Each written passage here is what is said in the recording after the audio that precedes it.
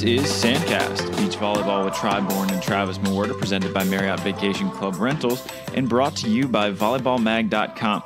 We have a different type of guest this week. We know that we have been heavy on the content from interviewing players and having podcasts with them, and nothing wrong with it, but we just wanted to have a little change of pace here. So we brought in our first college beach volleyball coach. We have LSU's Russell Brock, and Brock is going to break down a number of things, not even just with LSU, though he will talk about his team individually, but he also talks about just the state of college beach volleyball, how exciting of a time it is to be involved in it, and yes, how LSU is developing such a big program in a state that not many would associate with beach volleyball. So enjoy our conversation with our first coach on the show, and we will see you guys next week on Sandcast. Just give us a state of the LSU Beach Volleyball Union, sort of just how you guys are looking this year. I know you're coming off of an Elite Eight finish last year. Any newcomers to look out for, any good talents that we should be keeping an eye on. I know that information in college beach volleyball is pretty minimal, so just let us know how LSU is looking and who to watch this year. Yeah, obviously last year, in our fourth season, that was probably ahead of schedule, just when we first started and kind of looked at the progression of our program and when our recruits would kind of be coming in and even attracting recruits that could really propel us into a situation where we could be competitive with some of the top programs in the country. So that was super exciting to kind of be ahead of the curve. Honestly, when we talked about the building process, we looked at not this season, but next season as the time where we could really reasonably say, all right, a roster's together, a system's in place, pairs are trained well enough that we can compete with teams that are legitimately contenders. So that was super exciting to be able to be in that position earlier than we thought, which, this year, we've got another strong roster. I'm really pleased with the pieces that we have.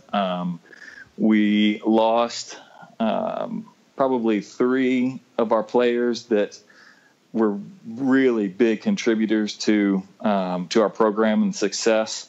And we brought in some players who we knew would be younger or maybe less experienced that could fill those gaps. And obviously we had players who were younger on the roster already that we felt could progress and come along. So this season we definitely have been in a position where we're still in that competitive stage with everybody at the top of the heap, and really kind of looking, even over the past couple of weekends, I think that's one of the hard things about our sport, to tweak our lineup and get our pairs just right so that we can be as competitive as possible all the way through. But, we returned our ones, and it's a couple sophomores this year who are definitely one of the top pairs in the country. And then we've got some other young players sprinkled through that are returners. And we've got a couple fifth years that are contributing and kind of everywhere in between. So it's kind of a hodgepodge from all over the country. But that's what's fun about our lineup is that, it's not a lot of players that many people know about, but they work hard and they run a system that we feel like can be effective. And it gives us an opportunity to compete with anybody we step in the sand with. And I'm curious about the recruiting aspect of it. So is it difficult to are you recruiting like beach over indoor? What is the process? Because I know that can indoor athletes also play beach, or is it one way or the other? If you're recruited to beach, you can play indoor, or if you're recruited to indoor, you can play beach. I guess take us through that process. Sure. So if I'm recruiting a player, the players that I go out and recruit and look for and evaluate and communicate with and build relationships with, they're all going to be beach-only athletes.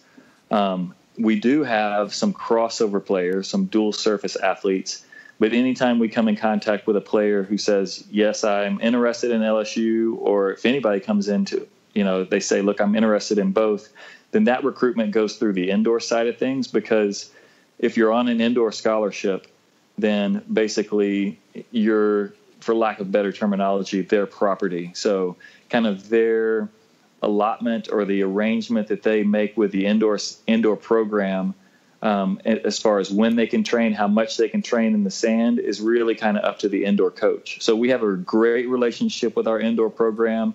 Our program started with basically our indoor team coming out to the sand and helping us get going. So they're very supportive of us, but if they have a scholarship athlete, the arrangement they make with them may be different depending upon the player, whether they can play, not play their first 2 years and then play for the next 3 and use their 5th year, or maybe they won't let them come out at all until their 5th year. But that's a conversation that's had between the indoor staff and the particular athletes. So we don't plan on having them, but if we have them and they can break the lineup, then that's just a bonus for us, because when we recruit, we try and build a standalone roster.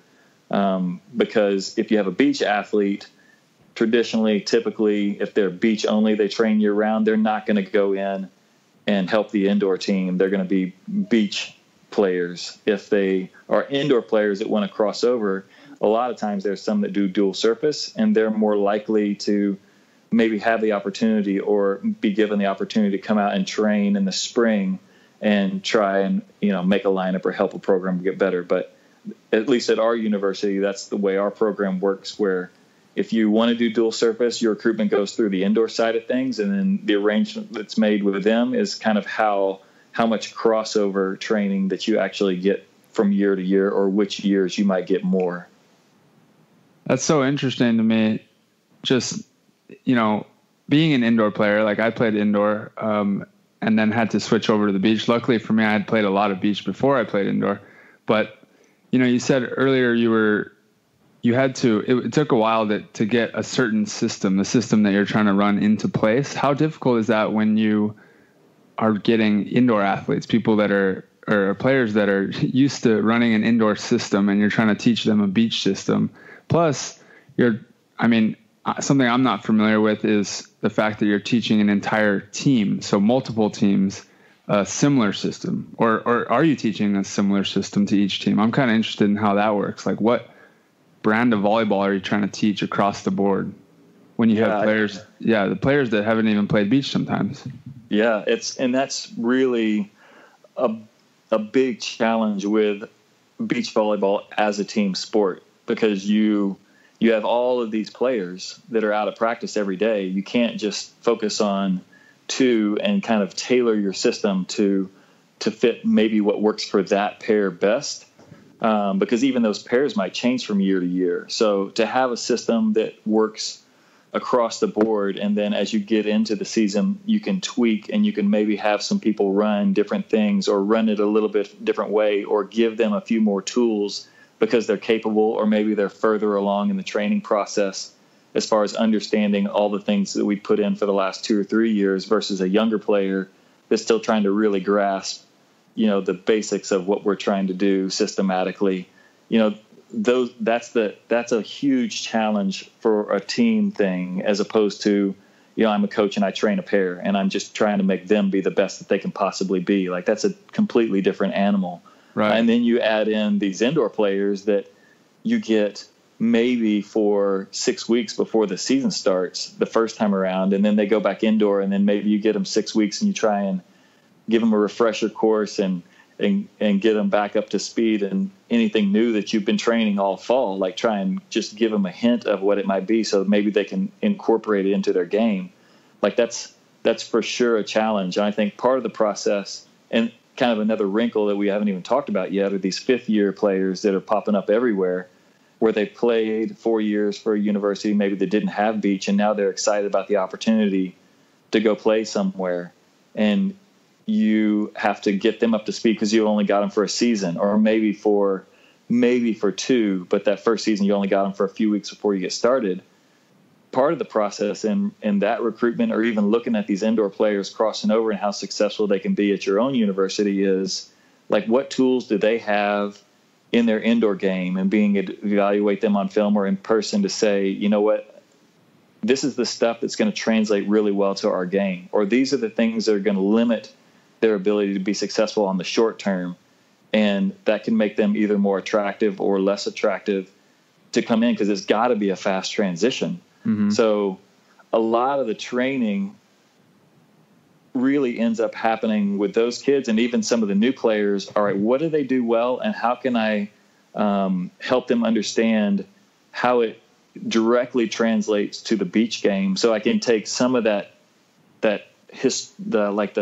history of training out of the mix and maybe fast forward parts of it because they're already like far enough along in the progression just because of how they do things indoor, as opposed to maybe a different indoor player that doesn't do things that would translate well. And it may or may not even make them successful indoor, but it could be just the way their arm is or the way they move or, how much they broad jump when they approach, little things like that. If they have great platform work or, if they're really tied into like indoor technique, they can't really flow as well. Like those are all things that you can look at and see, okay, that's going to make them translate quickly, or maybe that's going to make it more challenging. And that can be, whether that can limit their usefulness if there's just too much work to be done before they can get plugged in. Totally. One of the things that I'm curious about, so we mentioned kind of the hurdles that you have to jump between recruiting indoor players versus beach exclusive players, but being in Louisiana, I feel like geographically that might be kind of a challenge too, because you look at, when you think of beach volleyball, Louisiana is probably not the first state that comes to mind. That's probably Southern California. So, and you've built a top 10 program in a landlocked state for the most part. How do you go about getting top flight talent to Louisiana as opposed to Southern California, which traditionally has dominated the sport? For sure, and rightfully so. I mean, there's just a massive advantage from a recruiting perspective that you got these kids, and I went to SC, and so I understand the passion that's involved, with the tradition of all those schools out there, with UCLA and Long Beach, and these people that grow up in those areas that want to go to those schools that have played the sport their whole life, and their parents played and their grandparents played, and that's what they just do. So inevitably there's a big advantage to that. So, for us, and the realistic perspective is a lot of those players, they're not interested in leaving California. And I get it. Like I don't hold it against them. It's a beautiful place, and there's tons of opportunities to play the sport at a really high level out there. So for us, it's been to try and build our brand as a beach program, to prove that we can play the game and play it well, to become attractive to people who, regardless of where they're from, that they respect it and they know that we can train well and we can give them opportunities moving forward to continue to play the game, and we compete at the highest level. And that's what takes time to have to prove that you can do those things season after season. And we haven't been around very long to prove that we can do it. But as we've grown and we've become better, that's kind of opened some doors to recruiting. But our main recruiting has been to find the very best players in the country who may or may not be from California. I mean, we would love to say our roster is full of top-tier, blue-chip California prospects, because I think that that's the quickest route to kind of accessing potential at an early phase of development. But those top-tier blue-chip players are not leaving California very often. So we've had to look for people who, once again, have the tools, have the athleticism, have the dedication to the sport, and are maybe getting some training and playing at a really high level in other areas, and attracting them. Because, we've got players on our roster from, we've had them from, Ohio, and we've had them from Texas, and we've had them from Arizona, and we've got kids from Florida.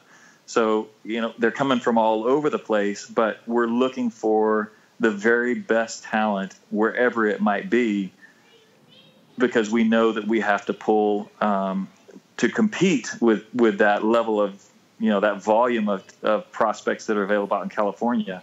We can't care where they come from. They just have to be able to have these tools that are available, and then hopefully we can train them and give them the experience and put them in a system that allows them to overcome maybe those traditions of the history of the game that people just have in their bloodline, until we can become good enough to maybe attract those. And, LSU is a pretty unique place. I think people that come and visit us, if they're willing to kind of move away from where they've been, they're always impressed. We're, an athletic department that that invests so much in top level athletics and still has a great academic offering is a pretty special place. And to have, to be basically the big university within a state where, a lot of states have tons of universities. It's something that's really special. And then, our new facility that's being built for beach only is going to be fantastic. There won't be any place like it in college beach volleyball. So, there's a lot. We have some downside and we have a lot of upside, and we try and focus on our upside. And I always tell recruits, well, if what you want to be is on the beach in California playing, I can never give you that, on a daily basis. It'll never happen. But there's a lot of other things that if you want, we can provide it, and we can provide it at a super high level. And that's kind of been our recruiting process. Yeah, when I visited LSU. The first time I saw it was maybe my sophomore year of college, and it's like one of my favorite things is to visit college campuses. And I loved LSU. I think that the Mike the Tiger exhibit is one of the coolest things on any college campus I've seen. And so you're currently playing at Mangoes, and we talked about this earlier. Well, New Orleans also, just Louisiana in general, has a high volume of beach volleyball complexes too, like an unusual amount for a state that doesn't have like natural beaches just close by. Because there's Mangoes, there's White Sands, there's Coconut Beach where the AVP played. So is there a decent beach volleyball culture in the state? Because I know the Panhandle and Florida are pretty close by. So it doesn't seem like it's too much of a stretch. Like it's not like you're trying to build a beach program in, say, Ohio or something. We're going to pause there for a quick commercial break from our wonderful sponsors. You're listening to Sandcast, Beach Volleyball with Tri-Bourne and Travis Mawerda, presented by Marriott Vacation Club Rentals and brought to you by volleyballmag.com. Volleyballmag.com is, of course, your daily digital news source for all things volleyball, from NCAA women and men to beach volleyball on all levels to international and more. Volleyballmag.com, the only media outlet that covers our sport on all fronts every day. This podcast is also brought to you by Marriott Vacation Club Rentals, which offers the best vacation accommodations in the world's best vacation destinations. Wherever you travel, to Florida if you wanted to go visit the FIVB Major, to Hawaii if you want to go see my boy Tri at the Outrigger Canoe Club, to Europe, to California for any of the AVP and FIVB events out here on the best coast. Choose to rest in our luxurious guest rooms, suites, or villas for your next getaway. Villas offer all of the comforts of home, including a full kitchen, living and dining area, and separate bedrooms. Stay with the Marriott name you know and trust. Book big spaces and great places today. Visit www.mbcrentals.com. Yeah, it is remarkably popular, and really inexplicably. I don't understand it, but there's at least 10 beach facilities within a 50-mile radius around us, and they continue. There's a brand new one going across the street right across from us, and just to kind of help you understand, Mangoes has grown over the past few years. There's 13 courts now, and it's lighted, fenced in. It's got a big restaurant. It's super popular. Well, every night of the week, they have leagues that'll play, and it's fours leagues, and it's some incredibly sloppy volleyball. But they start at 6 o'clock at night, and they go to about 1 o'clock in the morning. They play fours, and every night of the week, every court is packed. And when the leagues finish and the new league would start up, they don't guarantee anybody to come into the next league. So the Sunday they'll open at noon, and Saturday night during the evening, people will start lining up around the facility like Black Friday with tents, and they party and they hang out, because when they open the doors, the only way you get the court you want and the night you want is if you're early enough in the process to pick what you want to get. Wow. So, and the courts are by level. So if you're an open player and you want to be on court 1 on Tuesday night, but you're way down the line, you might end up only being able to play on Friday night on the C court because you weren't there early enough.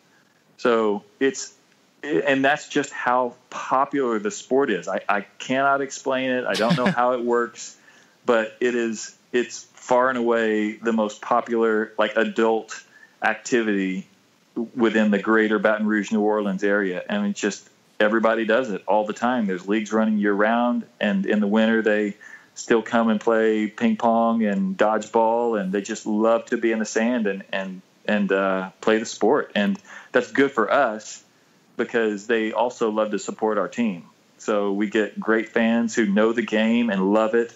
And, you see the wannabe guys, they travel around all over the place. So they go to AVP events, they go to everything. And those are, that's Baton Rouge guys that do that. They just love the sport. The wannabes get some kind of shout out or reference on almost every podcast we do. They'll get some kind of mention. So it's only fitting.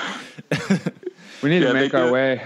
We need to make our way out to Louisiana, Travis. Yeah, that for sure. Amazing. It's one of my favorite places. I'm sold. And one of my favorite stories about LSU, and it's not necessarily about beach volleyball, but there's a great interview that Scott Van Pelt did after he came to one game at LSU for football, just talking about the environment and the city and how they're so passionate and love their sport. And you mix that passion for LSU with, a love for the game. And it's just a really unique experience. And once again, that's part of what we sell. Like, it's a huge honor to have LSU across your chest and to be playing a sport that everybody's so passionate about in our area. And I just want to say for our listeners too, for the record, Mangoes has the deepest sand I've ever played in. And deeper than Manhattan, deeper than Hermosa. Mangoes is number one. So they're not playing on just these concrete beach courts out there. Like, this is a legit complex. It's awesome.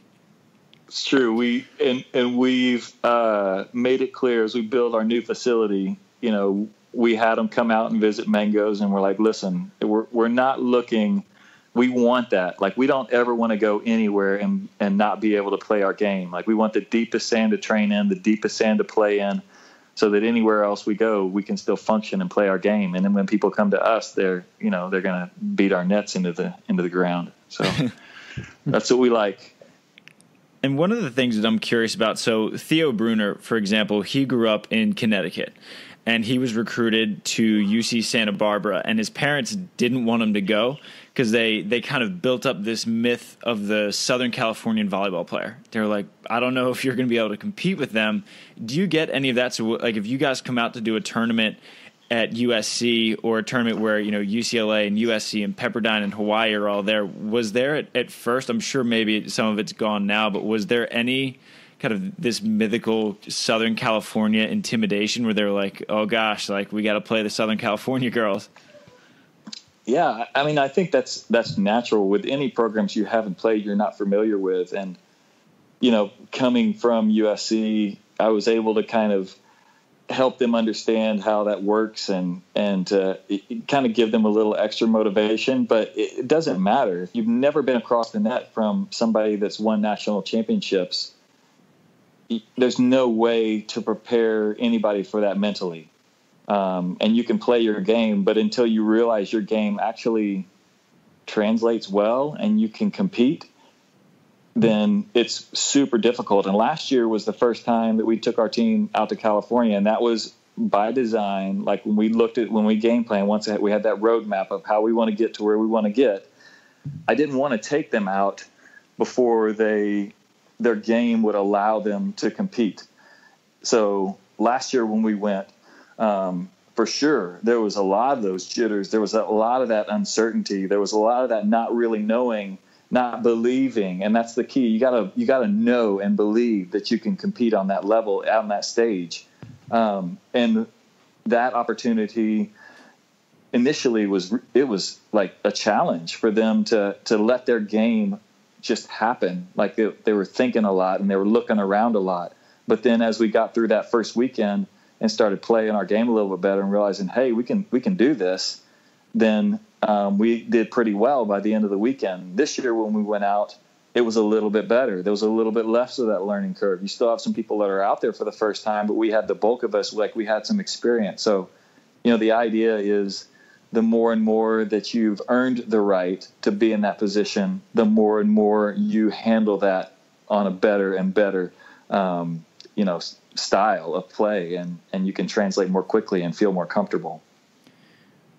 One of the things that we've seen too is with the development of the college game, a lot of the college girls will also compete in the AVP qualifiers and a lot of times main draw when they're not in college. They won't accept the prize money to retain their amateur status. Do you encourage your girls to play in those, like when they can? I mean, obviously traveling from Louisiana to Southern California is a lot more difficult than driving down the road for the SoCal and UCLA girls. But is that right. kind of something that you encourage them to get into, just to see just different levels of talent and just a whole bigger stage too? For sure. We definitely want our players, and we've got some kids from California, and we've got some kids that are from Arizona and from some places that are not as far away. And, the whole progression of juniors volleyball has been just unreal, how fast and how big it's gotten and how fast it's gotten there. So, kind of what's been happening for kids from other areas of the country is they're going out and they're splitting houses, or they're doing Airbnbs. They're getting places, condos that are, near Manhattan or Hermosa or Santa Monica. And they're just living out there for like a month and a half and playing that kind of SoCal circuit that all the kids that live out there do all the time. So even as our juniors are doing that, and so kids that we recruit from Kansas City, they go out and spend the summer in California, or kids that we recruit from Ohio, they go out and spend the summer in California or Texas. Like, that's kind of a natural progression for them once they get in to college. And then they, during their summers, they'll still go out and train and play and be in those events that's going to allow them to progress. And really, our best players, regardless of where they're from, if you're really good, it doesn't matter where you're from. Like, you kind of get in that inner circle and you compete against the same girls, and you once again gain the familiarity and a comfort level of playing with these big time, big name recruits. And you already know, look, I played them every summer when I was a junior, and I can compete with them. It doesn't matter what color jersey they're wearing right now. Like, I know who they are and they know who I am, and we get after it when we play. So I think as the juniors level has grown and the sport itself has developed, and with the understanding that, the best ball, regardless of where you're from, is going to be out in Southern California, the availability of families kind of getting out of the indoor club scene and really investing in beach and taking the time and energy and finances to go out there and spend summers and compete at a super high level every summer has allowed talent from all over the country to get better and better. And then that's been the formula to continue to improve in the summers when you can't go home to where you are and get that kind of competition. And then we do have a couple fan questions for you, but before we get to those, I just want to kind of give you the opportunity, just any specific players that we should be watching for from LSU, any top teams that fans from Southern California who might not know a lot about LSU beach volleyball, any names that you think that we should be keeping an eye out for? Yeah, I think, our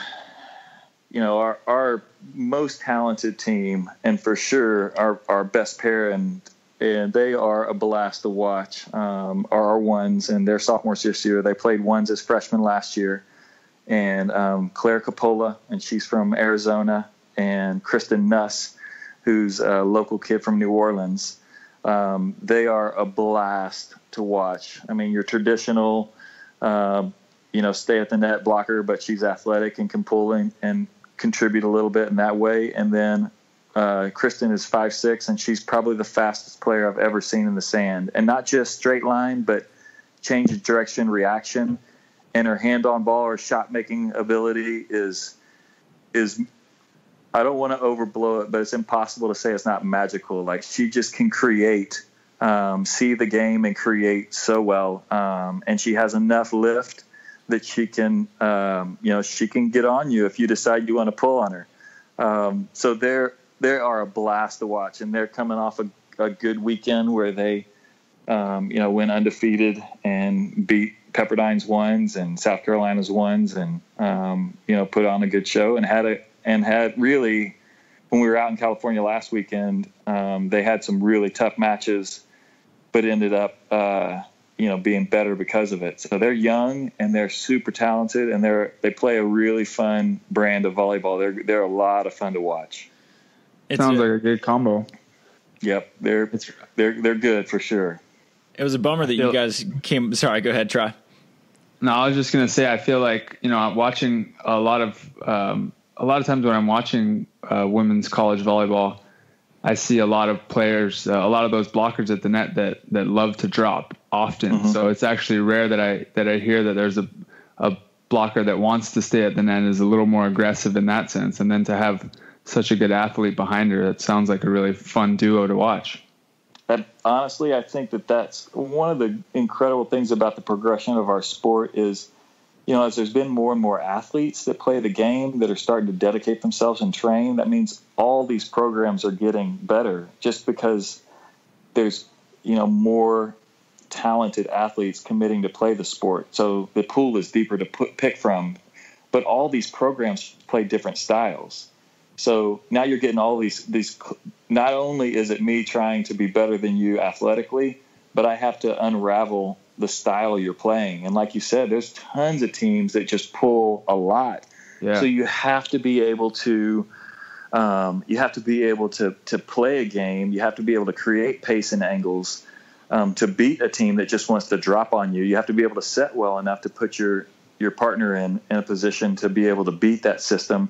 But then you're going to run up against somebody that is big and wants to stay at the net, and now you have to be able to shoot, and you got to be able to create. And that, so it's really fun, not only to be able to train the style that we want to play, but also be able to train and kind of evolve your game to know, okay, we're going to play this program, and this is what they like to do, and then we're going to flip it around and play this program, and this is what they like to do, and understanding the surfaces. We're going to play someplace that's jumpy and fast. And then we're going to play someplace that's deep and slow and is on the beach and is going to be super windy. So there's so many nuances. So it makes it challenging to build a roster that can compete in all those styles. And what we found this year is we wanted to build our roster to compete well at Gulf Shores against those top 8 teams. And we've had to really work hard to still maintain our ability to compete against these, smaller teams that drop a ton and are super scrappy. And that's been, it's a challenge to be able to shift gears, because you can't really shift your roster when you play those. You have to put your same people out there, but they have to be able to adapt and play both styles. But because we're going to run, a blocker that wants to dominate the net and stay there and pull less, and a defender that can fly around and make plays. But sometimes that'll put you in a bad position if you're playing against people that are scrappy and want to drop all the time. So that can expose you. They're going to set the ball off the net and make you pull, or they're going to move around front behind, or fake and run things that are going to make it more challenging for your bigger, maybe less mobile blockers. So you got to train your blockers to be able to handle that, and your defenders to be able to adapt to that. So that's a really fun part of the training and competing aspect of the sport as it grows. Yeah, that's why we love it. It's a great sport. We're going to pause there for a quick commercial break from our wonderful sponsors. Hi, everyone. Amanda Dowdy here. I'm a professional beach volleyball player, and I absolutely love the benefits of Firefly Recovery. I use the Firefly straps to help boost my recovery while I travel, after training or practice, and in between matches at a tournament. It is simple to use, and its small size makes it perfect for travel. Firefly Recovery has become a staple in my training regimen, and honestly, it should be in every athlete's gym bag. Check out Firefly Recovery for yourself and change your game. I'm curious. There's lots of different ways to be successful, and that's what's awesome about it. Are you able to tweak your lineup at all? So with beach volleyball, you have teams 1 through 5, right? And then best out of 3 wins the overall match. But say your number 2 might match up better with, like, say you're playing Pepperdine, and your number 2 might match up better with Pepperdine's number 1 than your number 1 at the time. Would you be able to flip that and sort of play matchups, or how does the lineup setting work? Yeah, so the sport is growing. As it grows, the rules become more developed, and kind of the understanding of how we want the sport to play out kind of becomes more and more defined. And we're early in the progression from historical perspective of what our sport's going to be. And so basically what governs it is it's like a skeleton set of rules. Like, they're not super well defined. If you look at indoor volleyball, like every single detail of every single question that could ever be asked has been answered because it's been around so long. Our sport is new, and the rules are pretty limited, and every year they kind of get a little more defined, but it's harder to govern and to set up and to really, so basically you can move up one up or one down from one match, any player or pairing. That's legal within the rules. What kind of oversees your lineup is you're supposed to play them in rank order. Like, your top team is supposed to be your best team. Your second team is supposed to be your second team, and third, fourth, and fifth. So to flip people just for matchups isn't necessarily illegal because you're only moving them one spot, but you may have a tough time convincing somebody that all of a sudden your twos became better than your ones, and now they should be your ones and your ones should be your twos, if you're looking at the letter of the law as far as playing them in rank order. So, but it's not necessarily directly illegal. So there is some matchup switches that happen, and part of the process of developing the very, very best lineup is that your fives are as good as your ones. Like, that's the ultimate best lineup. So in that scenario, if your ones and twos are very comparable, then you have the ability to potentially flip them for matchup purposes and not get outside the spirit of the rules where, your two is clearly not as good as your one. Because that would be like stacking your lineup. Like, I know I can't win the one, so I'm going to flip my ones and twos so I can maybe win the two and get one of those, as opposed to if I leave them in rank order, then I'm going to lose them both. So that's kind of that fine line where you want your lineup to be as even through the lineup as possible, so you have the ability to make those changes without absolutely kind of thumbing your nose at the overarching spirit of the sport, but still give yourself an opportunity to maybe stylize your matchups so that you can compete against certain teams better than you could if you just left them stagnant all year long. So it's almost like an etiquette thing at a point. For sure. Okay. Because that's I was thinking about that because I didn't know if anybody had, like with Sarah and Kelly last year, if anybody would have, like you said, put their one into the two slot so you could at least try to split it instead of going 0 for 2. I wasn't sure if that was something that became prevalent because with 103 straight wins last year, that's almost as close to a guaranteed win as you can get. For sure. And that's you would hope that people wouldn't do that. And honestly, I didn't look at every one of their matchups because you'd have to like really look at the roster and see if people were flipping, to give themselves maybe a better opportunity to steal one at the two because they knew they weren't going to win the one. But I can't say that it didn't happen, but I would like to say that for the most part, everybody played it straight up and just with the understanding that, hey, we've got to find a way to get 3 out of the other 4. And that's a tough position to be in, but that's another reason why you want to have a really, really good pair at your one so that you give yourself the opportunity to be successful. Makes sense. And want to get into some fan questions for you. So the first one is from my good buddy Jordan Dyer. I'm not sure if you've played with him or are familiar with him. I actually am. It's funny. I think we got an email from today. They're coming to us next weekend, and he wanted another copy of the schedule. So hopefully that's not his question, because I'm already going to answer that one. It is. That's not his question. He goes, I got a softie for Coach Brock for all the aspiring vegan beach volleyball players out there. What pregame meal does he recommend having, whether it's the night before or day of?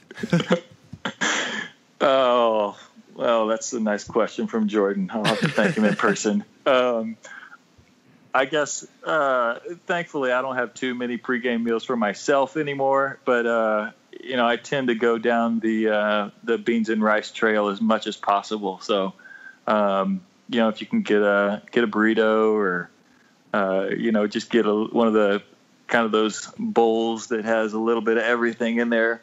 That's probably the route that I personally would go. I don't know that I'd try and convince everybody else to get on that bandwagon, but it's worked for me. I'm a little bit farther down the trail than most aspiring competitive athletes are these days. And for the non-vegans, are you guys having crawdaddies out there in New Orleans before you play? We try not to do crawfish the day before. We might do one like at the end of the event, kind of a little celebratory thing. And it depends on if it's crawfish season as well. But we do at our last home event, we always do one day. We'll do a crawfish boil for the fans to come out, because there's nothing probably more attractive to the beach volleyball fans around our neck of the woods than if you do a beach volleyball event with free crawfish. So yeah, that's when I'm coming out. There you go. That's a pretty popular day. Try. Have you ever had crawfish? I don't know. I don't think I have. I mean, I've had a lot of shrimp and that kind of thing, but no, I don't think I have. Though. I haven't been down to the South enough. I need to get down there. I need to check out LSU. I only went to New Orleans once for a bachelor party, so you know how that goes. Oh yeah. If you haven't sat down and just had them dump a bunch of them in front of you and then just get sloppy breaking them open, then you really you might have had crawfish in something. Yeah. But exactly. To really go to crawfish boil, you gotta your fingers have to be sore from just breaking them open and getting after it for a while. That's you won't forget that. You won't say I'm not sure. You're like, yes, I've had it and it was on that date and it took me this long to recover. Well, let's get the Sandcast out there. Maybe we do a little I don't know. We'll make up an excuse to get out there and get our crawfish in. There you go. We got to see the wannabes at some point. We mention them every time, so we got to come down and have a wannabe crawfish boil Sandcast. Oh, that's man. Good. Wannabes need to fly us out. I'll next time I see him, I'll mention it. Perfect. Yeah, the very first tournament I ever played in New Orleans was the annual White Sands crawfish boil, and I think it was a fours tournament. And that was the first time I ever had him. I must have had 10 pounds of crawfish. Can't say it was a performance enhancer. Yeah, for sure.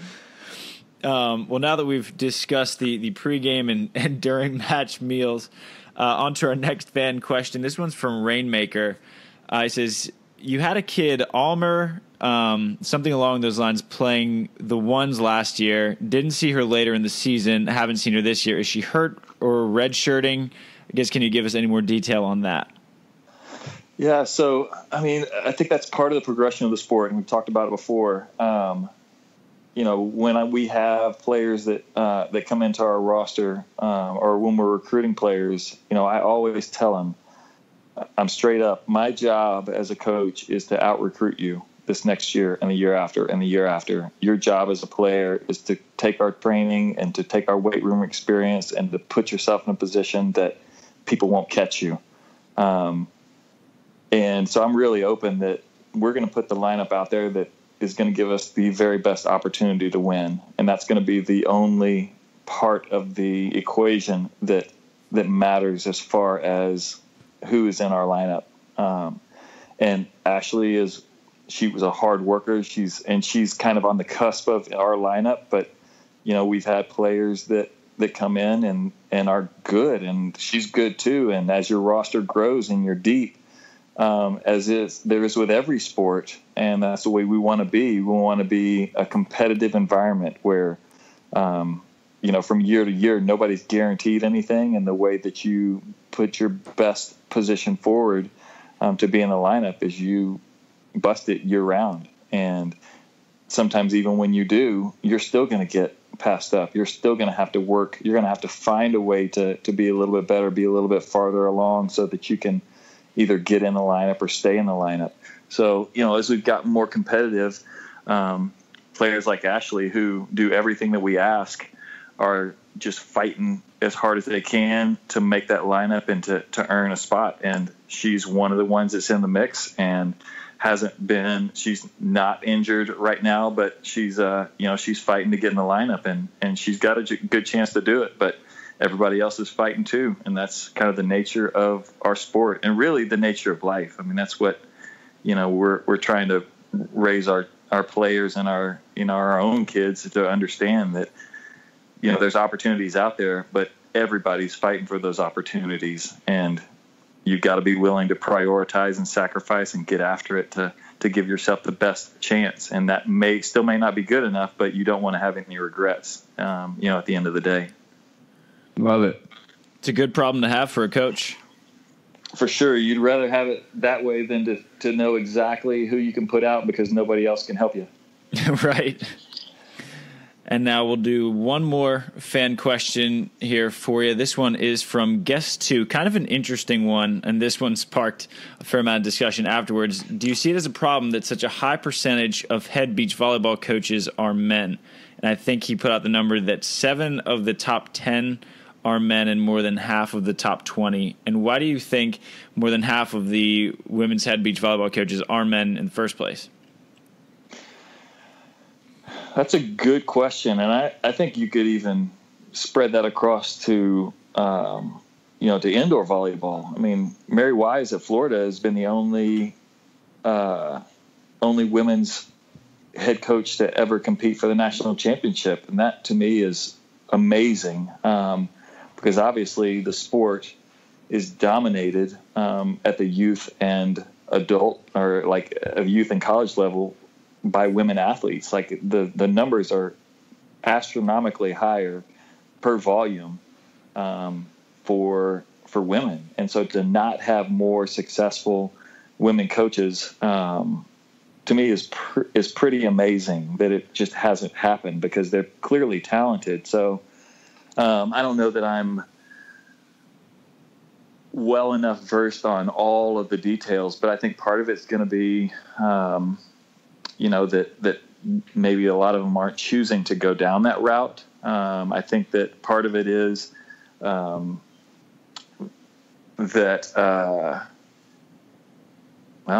think that's got to be part of it. But from our sport, they want, you have to want to kind of do that. And I think that there are some successful coaches, but even, Anna's obviously been really successful. Nina's been really successful. Brooke's done a great job down at Florida State. So some of the major programs that are really, really good have women's coaches. So it's clear that they can be successful. It's clear that they can get the job done in the training. But I think there's also a lot of maybe really, really great women candidates that have grown up in the beach game that are women that maybe aren't even interested in going down that road. Aren't looking to break into it. I think if there were more that wanted to, I think that they would absolutely have the opportunity, because I think that administrators would love to have more qualified, enthusiastic women to lead their programs, especially in beach volleyball. So I don't know the reason why entirely, but I know that it would be an option that would be available to them. And I know that they could be successful doing it because I've seen it happen. And, I think, Beth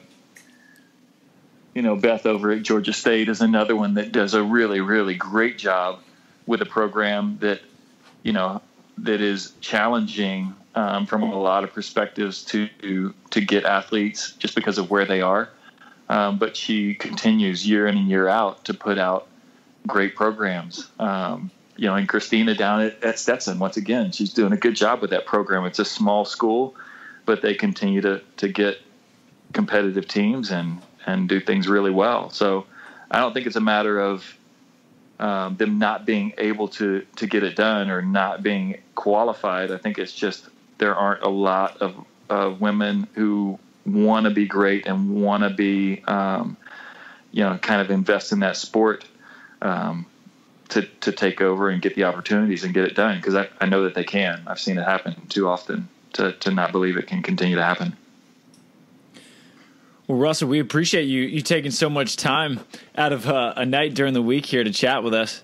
Thanks for coming on Sandcast. Is there anything else that you want to add, anything that we didn't talk about that you'd like to mention, or just any other athletes you want to shout out? No, I appreciate the opportunity. I think I am biased. I grew up playing volleyball and love the sport. I think it's one of the most exciting sports, especially at the women's level, to actually watch, and that's indoor beach. And then I think beach is even more exciting. And I think the environment that the competition happens in, the way it happens with so many, it's not just one matchup, it's 5 matchups, and the way it kind of builds and culminates. And, when you get the great matchups where it comes down to that last court and everybody kind of gravitate towards it, there's just nothing like it in sport. So to have a women's sport that just at its base is really exciting, and then you add in the environment that beach volleyball brings, I just think that's one of the reasons why it's the fastest growing NCAA sport in history. And I don't see it slowing down, because now that it's picking up at the juniors level and it's spreading around the country, and there's more and more athletes that want to do it. And so the opportunities need to continue to grow. Schools will continue to add it. I just see it being a sport that I feel fortunate and honored to kind of be in the front, kind of on not the very front, but in that front wave, that I think we're going to look back, in 20 years and say, wow, look how far the sport has come. And we talk to our players all the time about, you're on the front edge of history. You're going to be a part of that first group that 15, 20 years ago, when these programs are all over the place, and it's, the most watched and most exciting sport, and people all around the country are really loving it, that they're going to be like, I was a part of that. I was there when it started.